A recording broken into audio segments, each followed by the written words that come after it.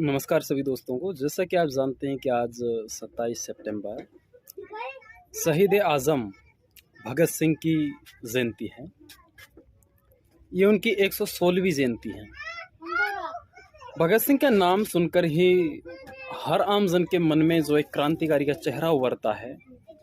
भगत सिंह केवल वही नहीं है।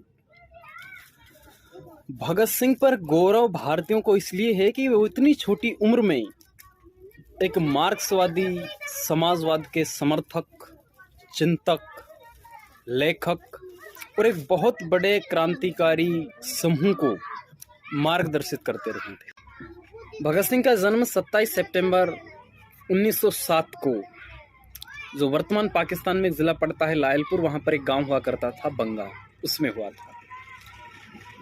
भगत सिंह की परिस्थितियां कुछ ऐसी थी कि इनका परिवार शुरू से ही क्रांतिकारी गतिविधियों से जुड़ा हुआ था। ये तय था कि भगत सिंह उन्हीं रास्तों पर चले हैं और संयोग से जिस दिन ये पैदा हुए थे उस दिन इनके चाचा अजीत और एक दूसरा नाम था उनका, वो जेल से छूट कर आए थे। उसी दिन ये पैदा हुए थे। तो इनकी दादी ने कहा कि ये मुंडा सोना भाग्यवाला है। तो यहीं से एक कथन मानते हैं इनके बारे में कि इनका नाम भगत सिंह रखा गया, अर्थात भाग्य वाला।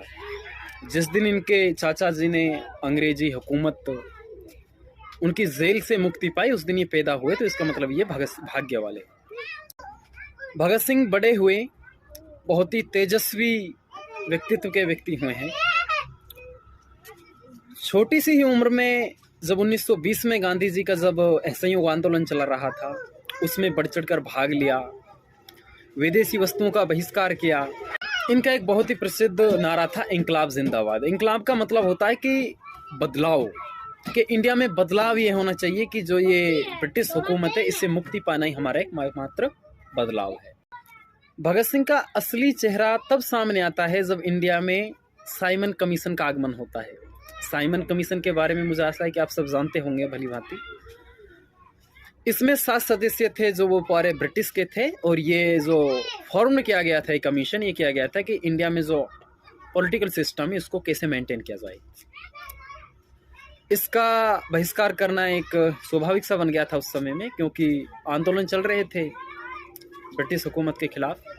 जेम्स कोट जब इंडिया में प्रोटेस्ट हुआ तो उसको फोर्स है जो उसको लीड कर रहे थे, और जो प्रोटेस्ट करने वालों में सबसे जो लीडर थे वो थे लाला लाजपत राय।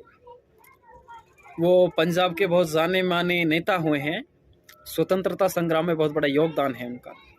तो उनके सिर पे लाठी मार दी थी जेम्स कोट ने। वहीं से देखा जाए कि एक मूल अवधारणा की उत्पत्ति होती है जिस वजह से हम भगत सिंह को जानते हैं।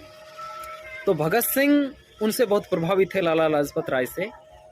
उनको बहुत आघात लगा, उनकी बाद में मृत्यु भी हो गई थी। मृत्यु होने के बाद उन्होंने ठाना कि जेम्स कोट की हत्या करनी है। भगत सिंह, राजगुरु, सुखदेव तीनों साथी थे। इन्होंने उनकी हत्या करने का निश्चय किया। हत्या करने के निश्चय लिया तो इन्होंने लाहौर में सैंडर्स को जेम्स कोट समझ लिया और उसकी गोली मार करके हत्या कर दी।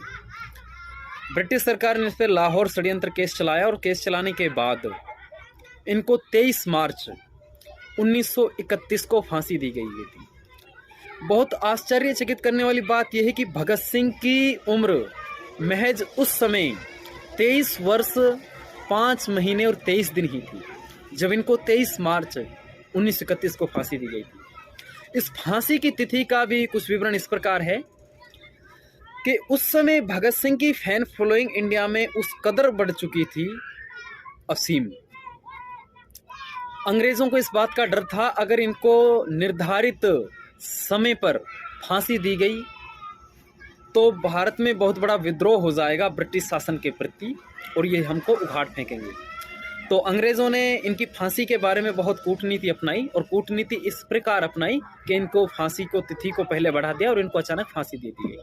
इतनी छोटी उम्र में इतने बड़े क्रांतिकारी दल का नेतृत्व करना, और इतनी छोटी उम्र में अपनी जान की परवाह ना किए बिना हंसकर फांसी खा लेना, ये सब एक युवा में देखने को मिलता है, तो हमें भारतीय होने पर गर्व है। गर्व इस बात का है कि भगत सिंह हमारे इंडिया में पैदा हुए। भगत सिंह के बारे में बताते हैं कि जब भगत सिंह को फांसी लग रहा था तो अंतिम जो इच्छा होती है, लास्ट डिजायर, उसमें पूछा जब जल्लाद ने उनसे कि आपकी अंतिम इच्छा क्या है, तब वो पुस्तक पढ़ रहे थे और पुस्तक में उस बीच में पढ़ रहे थे, तो उनसे जल्लाद ने पूछा तो उन्होंने कहा कि एक क्रांतिकारी दूसरे क्रांतिकारी से बात कर रहा है। मार्क्सवाद के वो बहुत बड़े समर्थक थे, मार्क्सवाद को फॉलो करते थे। इसको मोटे से तौर पे हम ये समझे तो मार्क्सवाद वो होता है कि जो किसी कैपिटलिज्म को नहीं बनने देता, अर्थात जो समाज में इतना इकोनॉमिक हाइप है, इसका जो एक अगेंस्ट में जो फेवर नहीं हो करके अगेंस्ट में जो एक पक्ष है वो एक समाजवाद। कुछ लोग गांधी और भगत सिंह को कंपेयर करते हैं और तर्क ये देते हैं कि आज़ादी सीने पे गोली खाने से आई है, ना कि सूत काटने से, चरखा चलाने से। मैं दोनों ही कथनों से सहमत हूँ।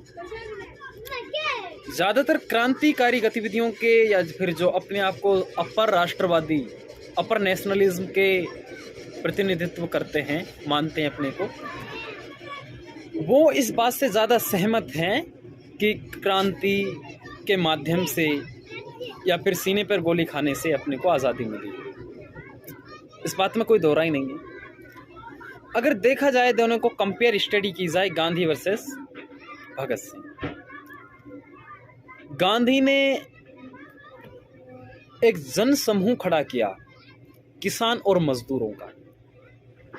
उनका मानना है, गांधी उस समय मैच्योर थे, काफ़ी उम्र थी, ऐसे नहीं थे पढ़े लिखे नहीं थे, इंग्लैंड से बैरिस्टर बन के आए थे। मैच्योरिटी उनमें इतनी कूट कूट के भर गई थी कि उनके एक गाल पे चप्पड़ मारा साउथ अफ्रीका में तो उन्होंने दूसरी गाल कर दिया। अगर भगत सिंह का हम आलोचनात्मक अध्ययन करें तो वो इस प्रकार होगा। मैं इतिहास का विद्यार्थी रहूं और इतिहास पढ़ना मेरा रुचि भी है। इतिहास में मेरा सपना है कि मैं आगे चलकर कोई एकेडमिक नॉलेज लूँ। अगर उनका हम तुलना वो आलोचनात्मक अध्ययन करें तो इतिहास में भगत सिंह को शहीद माना ही नहीं गया है। पहली बात तो ये, आज की युवा पीढ़ी भगत सिंह को आदर्श मानती है, मैं मानता हूँ। भगत सिंह का मैं बहुत सम्मान करता हूँ कि उन्होंने महज इतनी छोटी उम्र में देश के लिए बलिदान कर दिया। भगत सिंह का अपना भी विचार था कि चाहता तो मैं भी, मेरी भी जीने की इच्छा है, लेकिन जूं किस राज में, परतंत्र से जीना तो मरना बेहतर है। भगत सिंह का मानना था कि ऐसे जीने से बेहतर है मर जाना, देश के लिए मर मिटना, इस सिस्टम को उखाड़ फेंकने के लिए।